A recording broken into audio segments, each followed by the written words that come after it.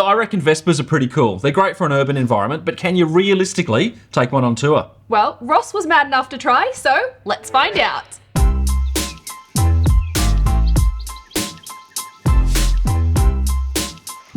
Let's go.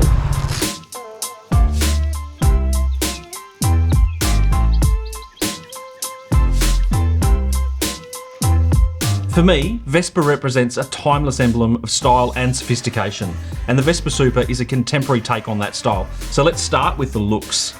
For me, the styling and the shape, I absolutely love the styling and the shape of most of these Vespas. Yeah, it has that classic Vespa look to it, which I think does look very classic. With this version, wasn't a massive fan of the colour, but I did like the orange accents. I don't know, I liked the gold in the light, but then sometimes when you're in shade or undercover, it had a bit of a green tinge to it. It does have a bit of a green tinge. But in the sunlight, that gold pops. looked gorgeous. And yeah, those orange accents, particularly at the front, I really liked those. Yeah, I mean, there's also orange stitching on the seat, which looked great. And the other thing is Vespa branding all over it. You know, little Vespa logo here and there. It just looks cool, I reckon. Yeah. The other thing is the redesigned Vespa tie at the front. I think that looks awesome. And it had little orange accents in it as well.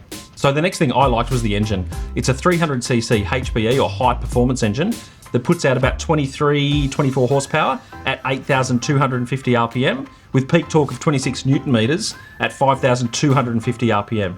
And you have to say, it's a cracking little engine. I was honestly really surprised at that engine because the way that sort of you were telling me, you know, just like ease on and, you know, it'll be a bit slow to take off. I was really impressed with that engine actually taking off much quicker than I expected, more power behind it than I expected.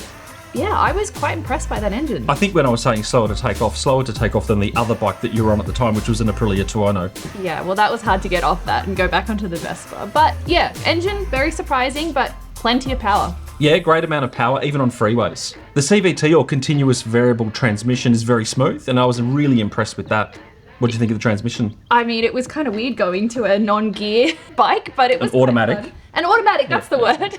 But that automatic, yeah, I thought it was very smooth. Didn't notice it. Makes it great in traffic. Absolutely. What about the brakes? The last Vespa I had, the brakes were absolutely fine, but this one, they just did feel like it pulled up a little bit quicker. It has disc brakes front and rear with Brembo calipers, so that's pretty good. Yeah, nice. In terms of electronics, it's got ASR, electronic traction control, which works really well. And in fact, I think the Piaggio group was the first to introduce traction control and this type of tech on a scooter. So that's pretty impressive. It's got ABS, it's got a fuel gauge, it's keyless, and you can connect the phone to the Vespa MIA app, which I didn't do. No, I didn't do it. We're really bad at doing that. But I did notice the keyless because the first time I tried it, I accidentally left the keys with Ross. And I just had it blinking at me the whole time saying that I'd lost the keys. So, but it kept going. It keeps going until you turn it off and then back on again. And then you won't be able to turn it back on if you don't have the key. Yeah. There's a 3-inch LCD under the speedo dial, and that looks pretty good as well. Yeah, I didn't mind it. It's that old school kind of speedo clock. Easy to read. No issues there. Yeah, I mean, I think that LCD and the whole speedo, it fits in with the style of the bike. Yeah. It was probably one thing I didn't really like about the Super Tech that I had, was that it had a proper... Too techie. TFT, a little bit too techie. I mean, it was good, but it just, a little bit more analog on this kind of bike, I think is a better option. So in terms of rider ergonomics, how did you find it? I found it fine. Yeah, that seating position, it's quite upright. You've got that very plush, soft seat to sit on.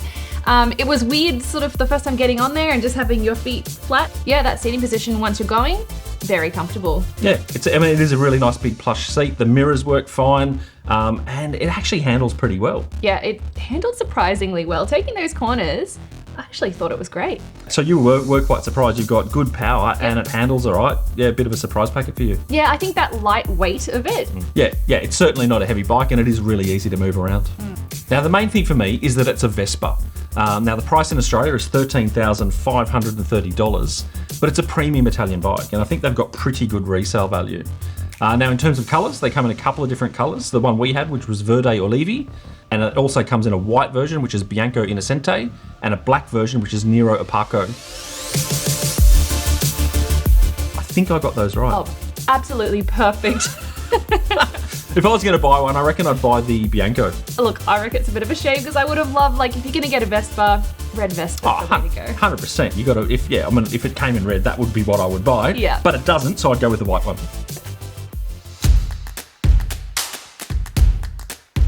I think the number one, and we did mention it earlier, is the color. I think when it's that pure gold, it's just gorgeous and it shines in the sun. But when it gets in that shade, just that green tinge, I don't know, it just looks a bit dull. Just not to my liking. Yeah, and I agree with that. Like, it doesn't pop. The white one I think looks good, but as we both said, if it was red, perfect. Yeah. Now, the big thing for me, and this one actually surprised me, was riding with a pillion. Because you look at that seat, and it's a big seat. Yeah. But I had to drop you off to Bike Biz to pick up a BMW M1000R, and filtering in traffic, it was pretty hard because every time I'd filter through, I'd have to put my feet down. Or not just filtering, every time I put my feet down, I'd get Tegan's feet in the back of my calves. Yeah, the way the foot pegs are for the pillion, they're not in a great position. As the pillion, like, I had to kind of hug the back of the Vespa to try and keep my feet out of the way whenever you were putting your feet down. Yeah, I mean, I think a short little commute on it with a pillion is fine, but I wouldn't want to be doing any big Ks with a pillion. So the other thing that I found is it's quite a wide seat as well. So when you're going, it's fine because you sort of sit forward and you have your feet, you know, flat in front of you. But then when you're at a light, you either have to put both of your legs down, in which case, because it's so wide, the actual positioning, I don't know, it wasn't sort of straddling it a bit. Straddling the seat. Either that or, you just have to kind of go onto one side, but it just didn't feel supernatural. Maybe that's just because I didn't get as much time on the bike. You've got a little bit more time on the Vespa. Did you have the same issue? I look to a degree, but no, I think it's something you do get used to. Yeah. Like I did rack up some big Ks on that bike, and you just sort of slide forward or drop one foot down, or like I didn't really have a massive issue with that. Yeah. So it's also very lightweight, which I think is a good thing, but it did mean that when I was on the freeway passing trucks, I was getting blown around a little bit. Yeah. But something to be aware of. So if you're commuting and you don't have a pillion, you're fine.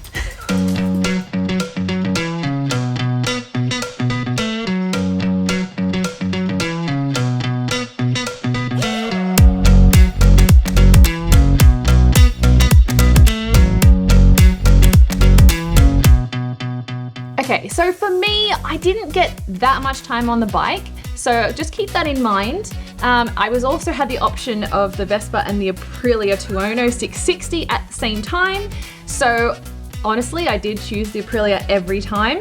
So for me, I'd probably have to give it like a 6.5 out of 10. Okay. It was still a great bike and I was impressed with it, but I'm still going to choose other bikes over it, realistically.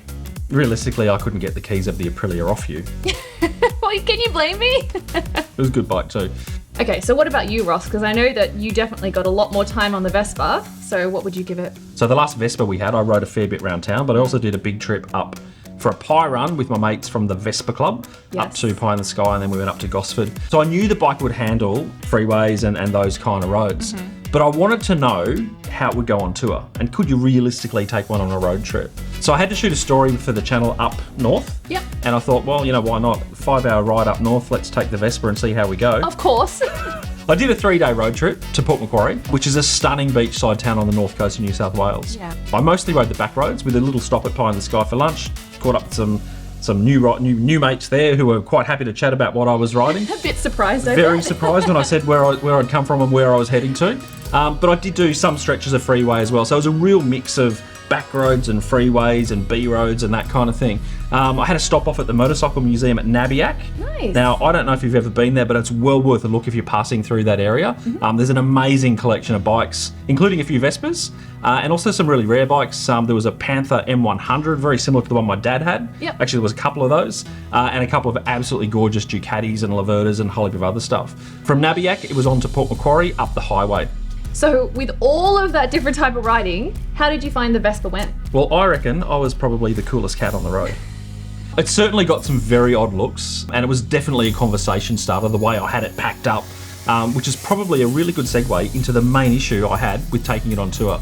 Now, I didn't have a rear rack, and I'll be honest, I had a fair bit of gear to bring with me, in terms of camera equipment, sound equipment, and a tripod. Yeah. So this was all packed up in my Ozar dry bag, which I then had to strap onto the seat, and my Jack Stillman backpack that fitted on the little hook at the front and sat between my feet. Now, this meant that every time I had to refuel, I had to unstrap the bags, take the bags off, because the fuel is under the seat. Gotcha. And because the bike was pretty loaded up, and I'm probably carrying a few too many kilos, fuel economy wasn't the greatest when I was sitting at 100, 110 on the freeway.